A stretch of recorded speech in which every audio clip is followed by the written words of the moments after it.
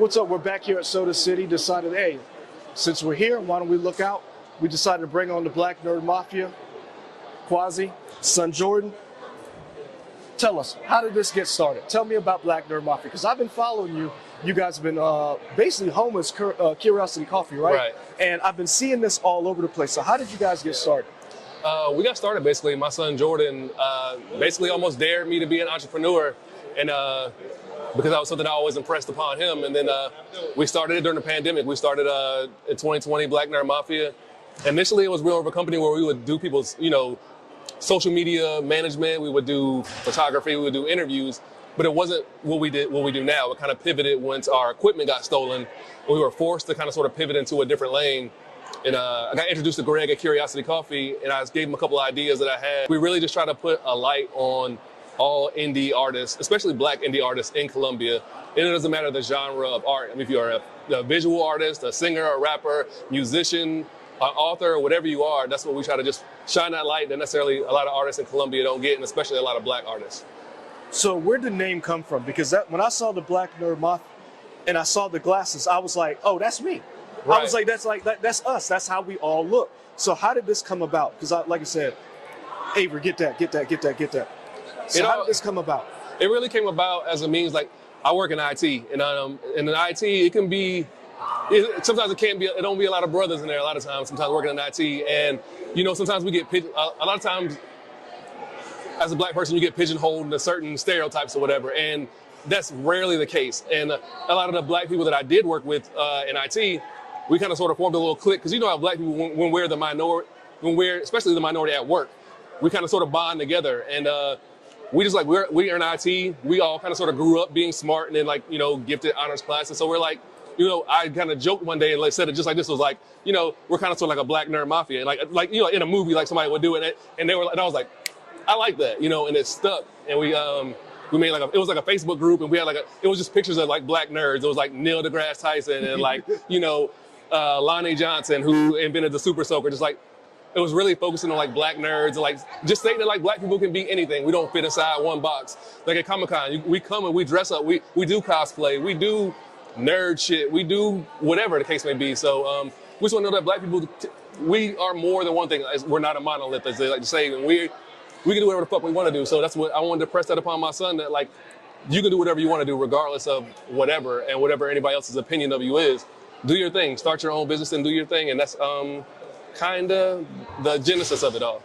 Two things. One, I hated on y'all for a little bit because I was like, that name is perfect. So that's how I found you, because I was like, I typed in one day Black Nerd, and then Mafia came up, and I was like, damn. I was like, they beat me to it, because we were looking for a name. Right. And so when we came up with Retrying, we were like, we had a struggle channel of the internet. And then, through Michael and my wife, they were like, they're nerdy by nature. And I was like, it was a throwback to naughty by nature. Right. Back, when I started with hip hop. And so explain to me, and two, another thing that y'all did that I liked, that I really liked, was the fact of y'all had something at that 5 o'clock hour featuring music. Right. And that's the one thing I loved about getting, when you get off work, chilling, relaxing. I remember you had a saxophonist, and I just watched that video over and over again at Curiosity Coffee.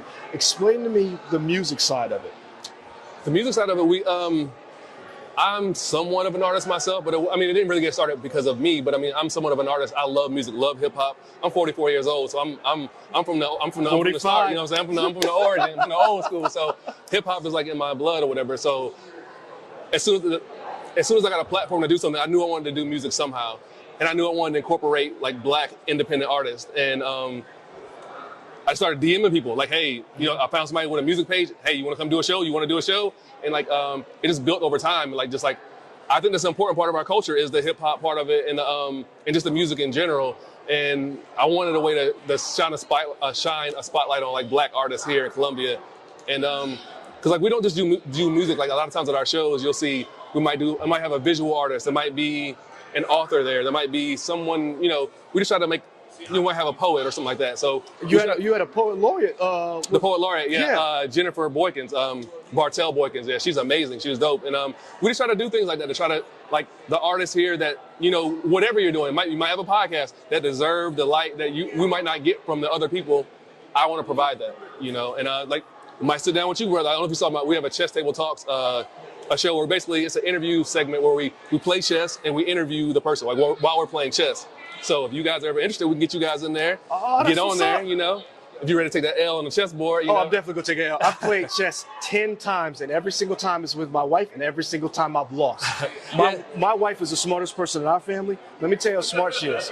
I beat her. She used to be a school teacher, middle school, majored in English. I beat her in Scrabble 3 times. One time I beat her, she knocked the whole Scrabble board off the thing. I got a picture of it right as her hands are knocking it off. That's how smart my wife is. So yeah, if we play, I'm gonna take that L. You should have never played her again. After you beat her that time, you should just never played her again. Nope. He's like, sorry, shop's closed. Go out on top.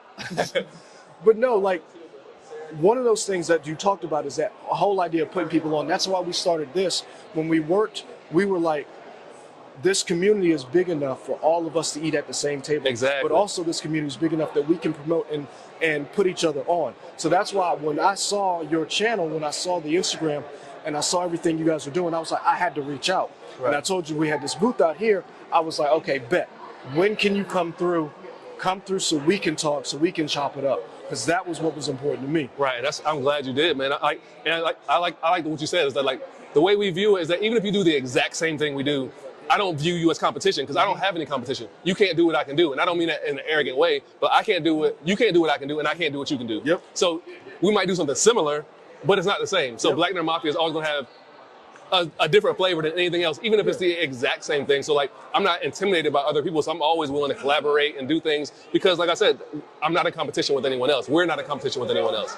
So yeah, man, anybody that's about the culture, like, you know, the uplifting Black people, I'm down with it. You know what I'm saying? We can all get together. Tell me one thing, because before we wrap, the one thing that you told me that really impressed upon me that I didn't know, because I thought it was you. It was your son. I'm a new father. Tell me a little bit about what it's like working with him and him coming to you with ideas. Because like I said, I'm starting out. Right. My oldest is 3. Your oldest is... He's 19. Yeah. Son, like that, I'm just starting out. So what was that like, that idea, that legacy that you're creating, that bond with him? This is my dream come true. I'm living my dream. I get to work with my son, you know?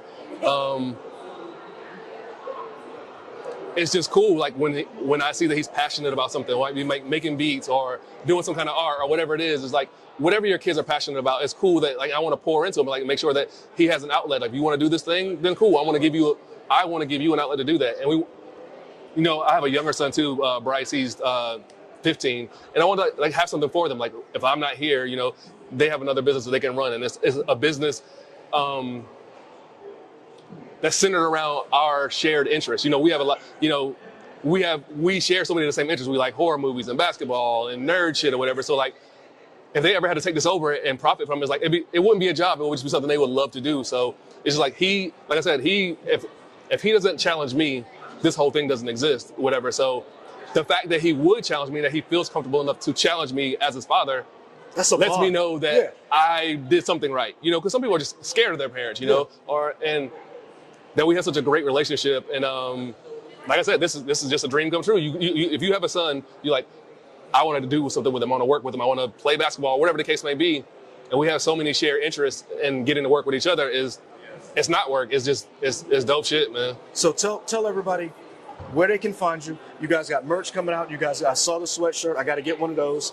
I saw you got the stickers, and you got this little dude right here. Tell people where they can find you, where they can reach you. We're on Black Nerd Mafia on anything, everything. Black Nerd Mafia, all social media sites.